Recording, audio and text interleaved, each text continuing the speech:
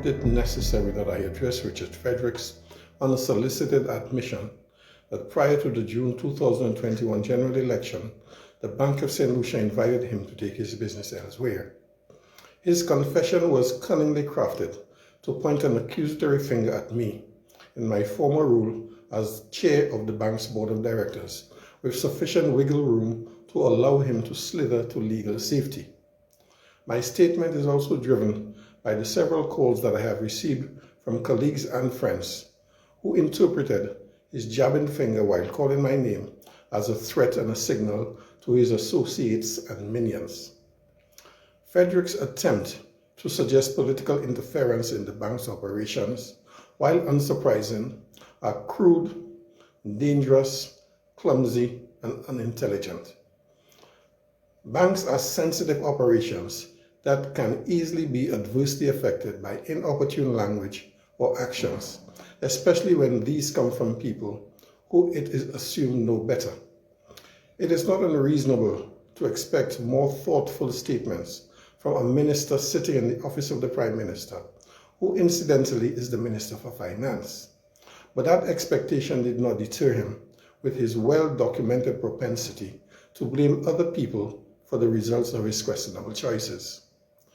While I was the chair of the board when the bank rejected his business, I had no prior knowledge of the bank's decision, and as far as I'm aware, neither did any of the board's non-executive members.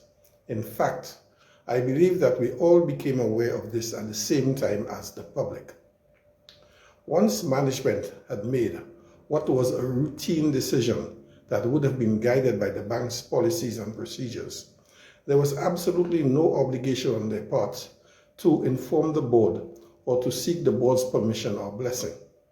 It was purely within management's authority, and Frederick was merely one of the bank's thousands of customers.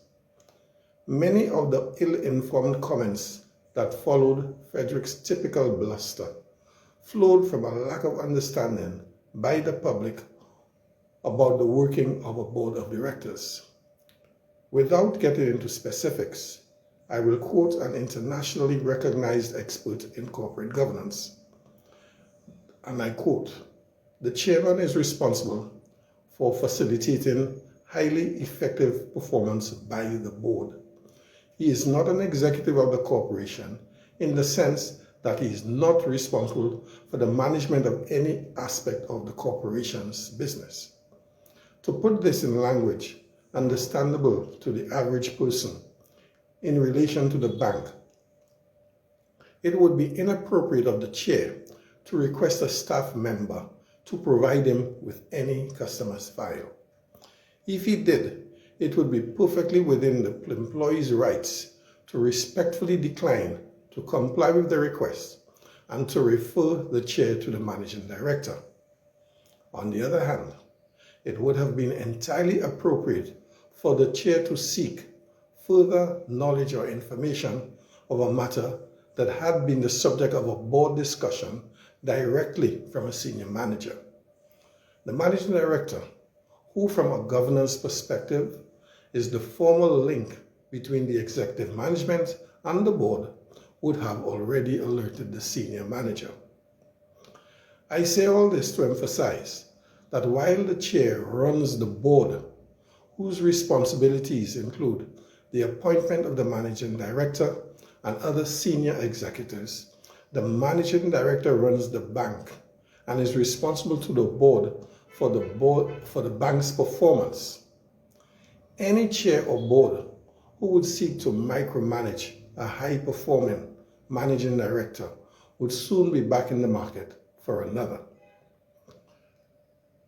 The Bank of St. Lucia, which is the largest commercial bank in the OECS, is quoted on the Eastern Caribbean Stock Exchange. Its latest financial statement discloses customers' deposits of more than $2 billion Eastern Caribbean dollars. In the current environment, it is highly irresponsible of anyone in a position of influence to suggest that political expediency has a role to play in the bank's decisions. The natural reaction to such interference could threaten not only the bank and so the island's economy, but also the financial stability of the Eastern Caribbean Currency Union.